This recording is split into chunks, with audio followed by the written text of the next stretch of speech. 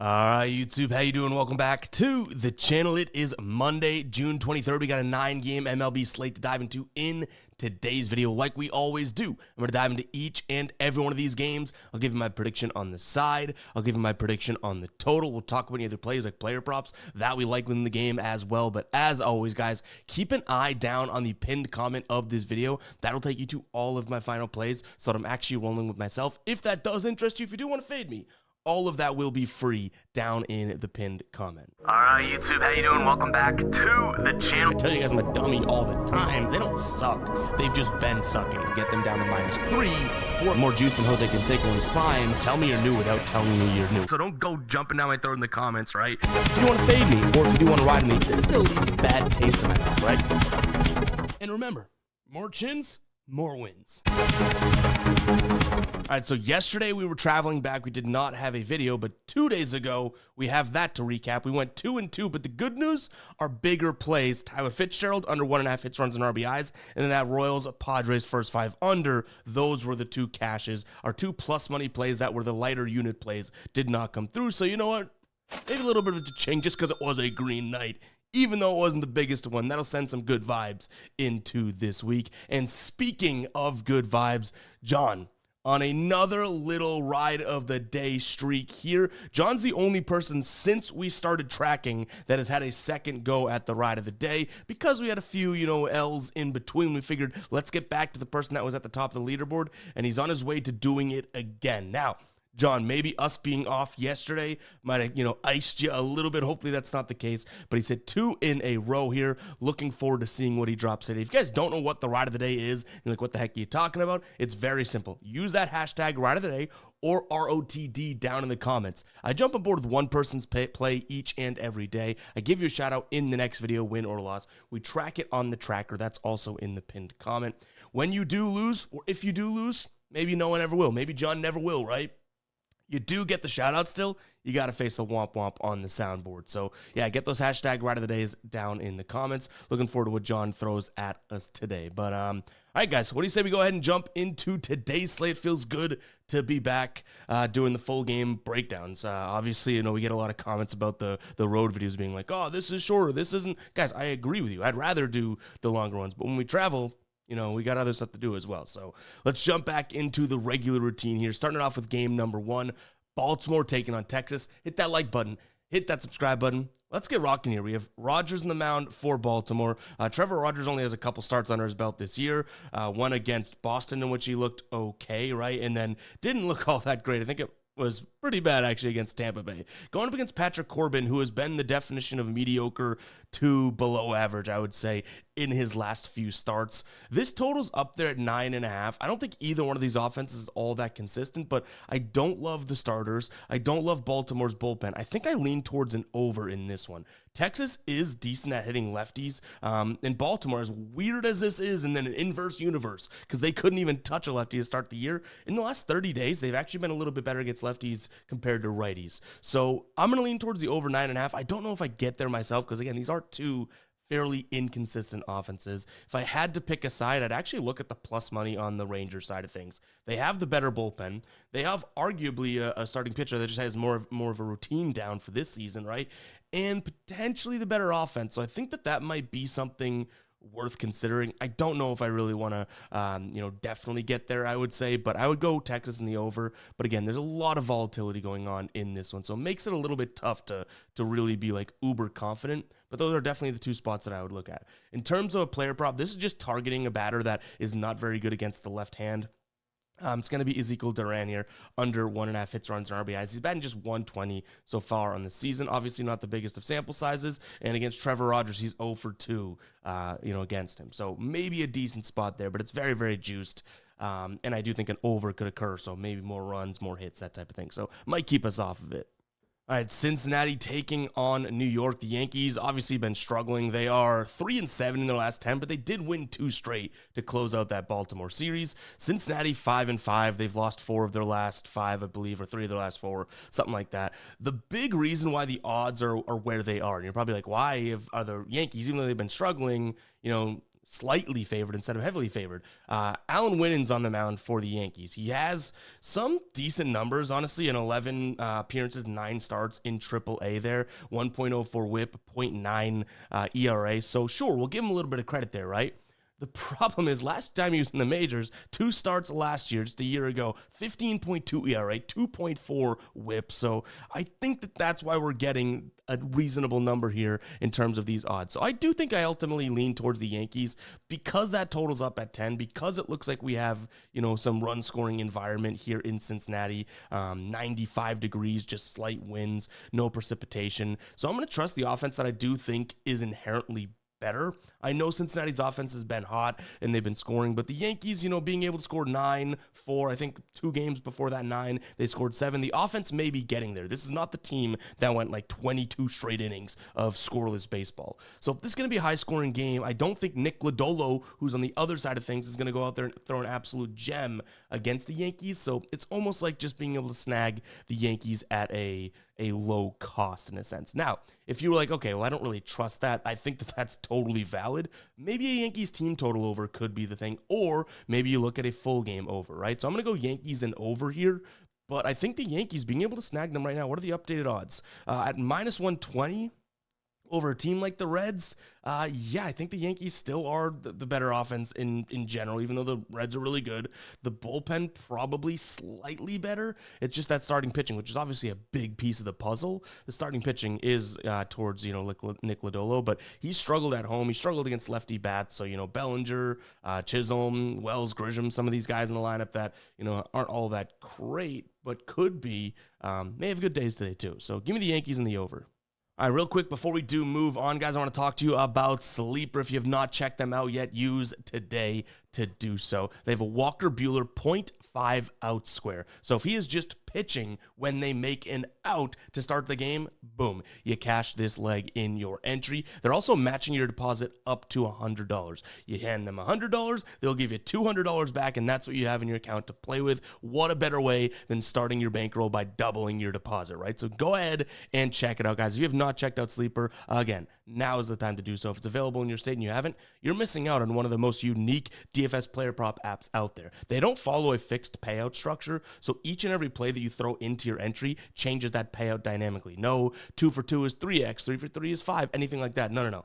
Each and every play you throw in there will change the payout and make it pretty damn unique. They offer alternate lines, more squares than a lot of other apps, so go ahead and check it out, guys. Again, that link will be down below in the description, as well as the pinned comment, or sign up using code GUYBOSTON today, guys. You'll get all those goodies. They've been dropping tons of promos. They did a bunch for the NBA Finals. Now that is to bed, I'm sure we'll start to see more WNBA, more, MLB and that type of stuff in terms of their promo front. So go ahead and check it out, guys. They have been firing promos like you read about. Link down below in the description, as well as the pinned comment. Let's jump back into these games now. All right, Mets taking on the Braves. Mets for plus money is probably where I'd take a peek at in this one. Reason being is that we just saw this matchup, less than a week ago, and the Braves swept them. And they were somewhat competitive, but not so much either. I mean, only one of those games really looked all that great. I think the Mets kind of have something to say now. They've lost 8 of their last 10, so they've only won 2. And this Braves team is kind of cruising. So you're probably like, well, why would you fade the Braves as they're cruising? Well, they did just lose 2 of 3 to Miami in their last series. So it's like they've already kind of taken their foot off the gas in a sense. You do have Paul Blackburn on the mound going up against Schwellenbach. Schwellenbach has looked very, very good, obviously, at times, but he hasn't looked all that tremendous in his last 5 starts, and he's gone up against some offenses that he should have been able to suppress. But, he's allowing 6 hits per game, 2.2 ERA, 2.8 runs, walks about 1. He is striking out a ton, but we know that, allowing a home run per game and averaging 99 pitches per game.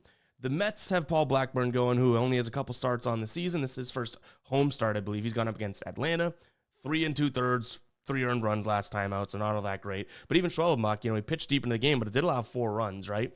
The other start for Blackburn was against the Dodgers. So, I mean, we haven't really seen a fair test. We're seeing the same exact team that we've already seen, and the Dodgers with the other one. We don't know exactly what we're getting out of him. just hoping this Mets offense can kind of come alive, right? And in that series against the Phillies, the only time that they did win a game was when they put up a big number, and it was 11. Other than that, they've really, really struggled. So, yeah, it's almost just like a get-back spot because the numbers, I would say, do kind of support someone looking at the Brave side of things. But for plus money, getting them at home against the pitcher they just saw, I'm just hoping the Mets can go out there and score a decent amount of runs. Now, if, again, much like we talked about with the Yankees, if you're like, well, that's a little dicey or something like that, maybe we look at a Mets team total over. Now we're just targeting them against a guy that throws pitches that they like to hit and someone that they just saw, right? We're going to see fastball. Okay, 11th over the last 30 days in runs above average against the fastball. We move on to, the cutter, the splitter. Number 4, number 1, this slider, which Schwellenbach does have a good slider, is the pitch that I'm worried about. That is the one pitch that the Yankees kind of struggle against. The Mets struggle against. So give me the Mets. In terms of a total, I did almost want to get to a first 5 under here, but then I started to look at the Mets bats and whatnot. It kind of turned me off of it. But maybe I will say first 500. I don't know if I get it myself, but I think the Mets money line has a chance of being a final play. Maybe from a third of a unit, or maybe a 0.25 unit type of a play. I think it's worth considering them. I don't want to sit here and be like, oh my God, they're a lock. They did just get swept by this team, and Schwellenbach did go 7 innings against them. All right, next up we have the White Sox taking on Arizona, and this one may look a little bit simpler than it is. I mean, you're thinking, oh, Arizona at a cheap price, like that's the move. Maybe not. This White Sox team, in fact, let me jump into the dashboard and I'll show you. And then I'll show you how to get access to our dashboard right afterwards, right? So over on our MLB dashboard, in which we have each and every game broken out in a visual format for you guys every single day, you could see here, look at the White Sox against lefties over the last, 30 days. It's actually not all that bad, right? 8th in average, 6th in WRC+, 9th in on base, 6th in OPS, 3rd in both ISO and slugging, hitting a lot of fly balls as well, the 5th most.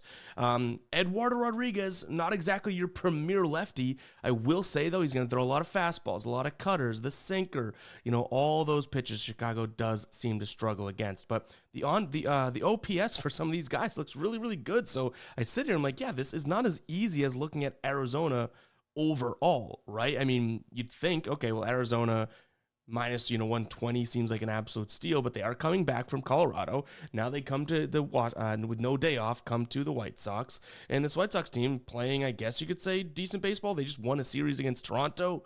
So yeah, if you like the White Sox, I don't really want to talk you off it today. I do still think I lean Arizona though. They are what I would consider the better offense, and yes, they did go into Colorado. It's really hard to come back and play right away, but they're coming off a loss in Colorado. They probably want to get on the win train. So yeah, it's not that easy. If we were to roll with this, I think it might be probably like a half unit type play, like nothing that just about the same level as where we are with the Yankees, because with the Yankees I think we have the better offense, maybe the better bullpen, and there's still a couple things that I'm like, yeah, I give credit to Cincinnati. Same sort of vibe here for Arizona, in the sense of, yeah, I do understand why these odds are as kind of short as they are in a sense. So yeah, give me Arizona. But man, if you're on the White Sox today, I see your point. I'm really not trying to talk you off it. In terms of the total, I think the only way the White Sox, stay in this one is if Arizona doesn't go off. So if you like the White Sox, you probably like the under.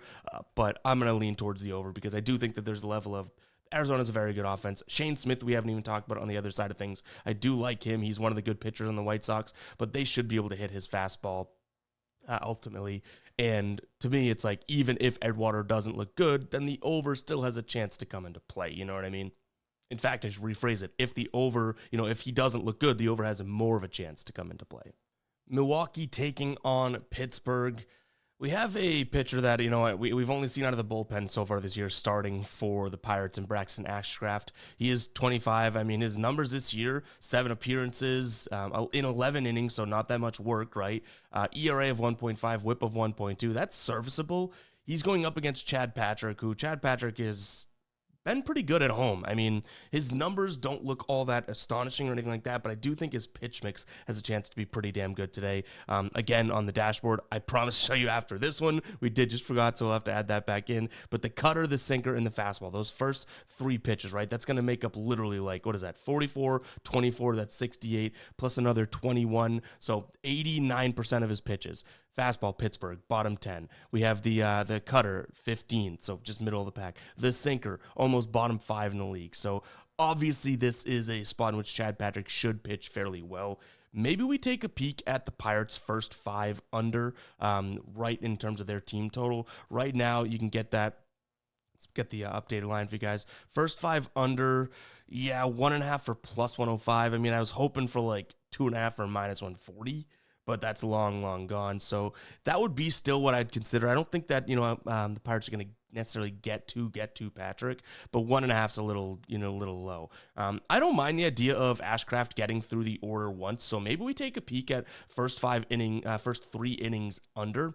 The Brewers' offense has been red hot. I understand that that's a little bit scary to pull the trigger on, but right now you can get plus money for under 2.5.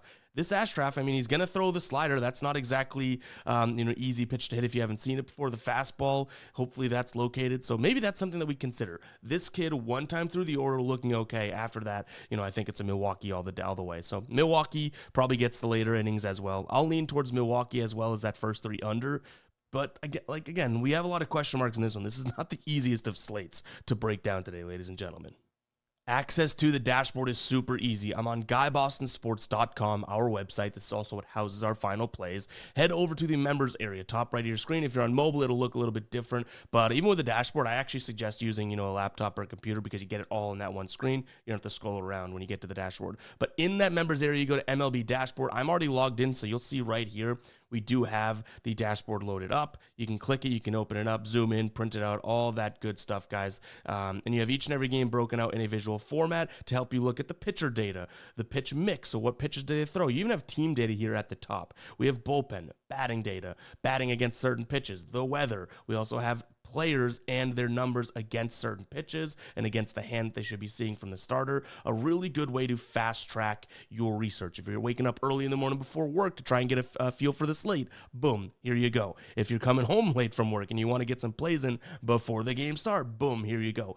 Is this something that is going to spit out a play you and auto-generate a bet? No, this is information. It is a dashboard that is consolidating a bunch of websites, so it saves time for people like you and me to be able to get their own, way about this. So you are going to have to use that noggin of yours, just like we do each and every day, to try and come up with your own plays. But this is a thing that you can have in your arsenal. Think of it as a weapon that you can go and, fight with, in a sense, against these books. So check it out, guys. Again, that's GuyBostonSports.com.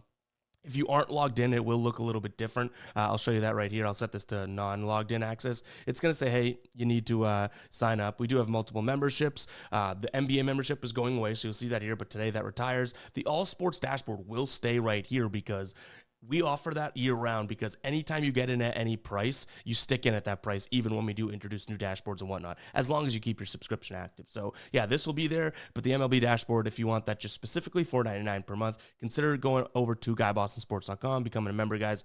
We built this for us, so I know that it's a great tool, and we brought it to you guys. Last year was the first time I think we rolled it out, but I've been building these and using these dashboards to help me, get my information pre-recording videos for a few years now, and I absolutely love it. It's like a one-stop shop for all the data that you need to at least point yourself in the right direction. GuyBostonSports.com. All right, next up, Minnesota taking on Seattle. I think we're going to jump to an over in this one. It's got a chance of being a final play. Bailey Ober's on the mound going up against Brian Wu. Now, Brian Wu actually is coming off of a really good start. It was against the Red Sox, 7 innings pitched, 0 earned, 6 strikeouts.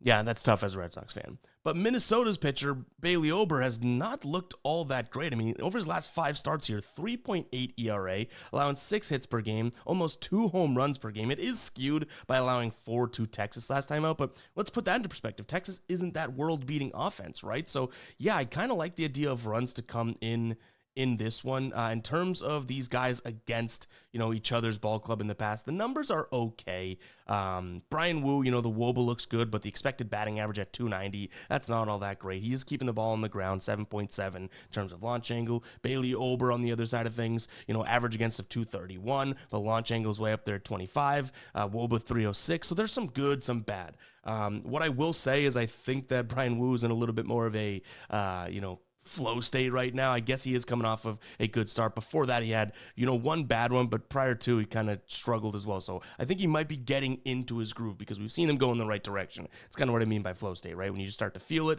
and you don't have to overthink it. With Bailey Ober, it kind of looks like he's just in a rut right now, right? Like there's no positives to be pulled. So I would say Seattle might be the lean here on a side, but I just think that both these guys can go out there and do pretty well, even using our dashboard. You could see here, Brian Wu, fastball, sinker, slider. Fastball, this is a Minnesota team that likes to hit the fastball, right? Sure, the sinker, 12, that's not terrible. The slider, 15, that's not terrible, but we're going to get a ton of fastballs. On the other side of things, you have Seattle who, fastball, slider, changeup.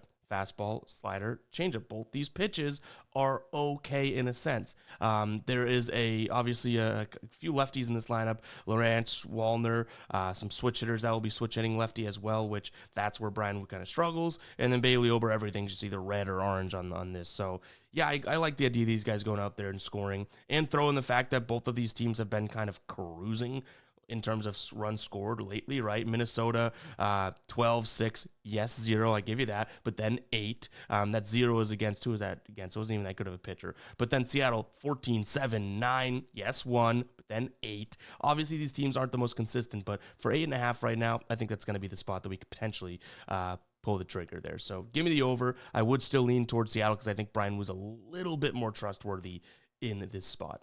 All right, guys, before we jump into this game, I want you to go down and comment 20. You made it 20 minutes into this video, and I got a little task. We got back to the jersey number here thing today. Comment 20 and let me know which MLB player you think of when you think of the number 20. So a jersey number. It doesn't have to be the best 20 of all time or anything like that, but who do you think of? I actually have a Red Sox and a Yankee that come right to mind, and I'm sure if I thought about it longer, I could think of better ones. That's kind of the fun of the game, right? It's like, who do you immediately think of? Kevin Youkilis for the Red Sox. That's tough for me not to think of, right? But then the Yankee, Jorge Posada was number 20, right? Let's confirm that before I just say it on here to a bunch of people. Jorge Posada, yeah, number 20. Did he always wear number 20? But I do remember, and now I see pictures. So Yuke and Jorge Posada are the two that I think of, which are kind of unique, right? I guess.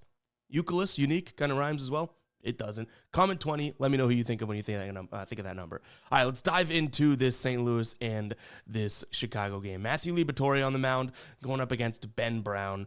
So I would say pitching advantage to the Cards, but it's not even that serious. Like, it's not that huge, right? Ben Brown, I just really don't have too much trust in.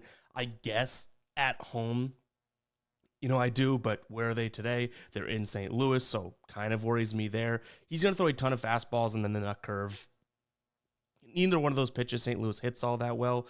And St. Louis's offense, I don't want to sit here and act like they've been, bad.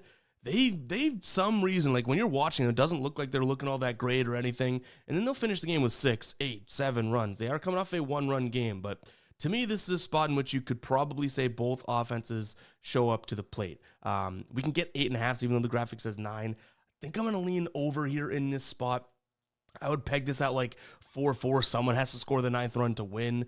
But if you had to pick a side and you're getting plus money on either, that's where I would go. I think right now your best chance is St. Louis plus money, but the Cubs I think are the little bit better of an offense. So I will lean towards the over in this spot. I want to make sure that we have fair weather. Yeah, I mean, wind blowing out 95 degrees. So this could be a good spot. The only thing that I guess I worry is that, the Cubs obviously being a team that can hit some home runs. Same thing with the Cardinals. Both those teams last 30 days top 10 in terms of getting fly balls out there.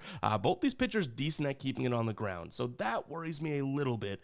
And lefties to the Cubs have been strugglesome, but to me, Liberatore isn't necessarily this world-beating pitcher or anything like that. So yeah, slightly into the over in this one.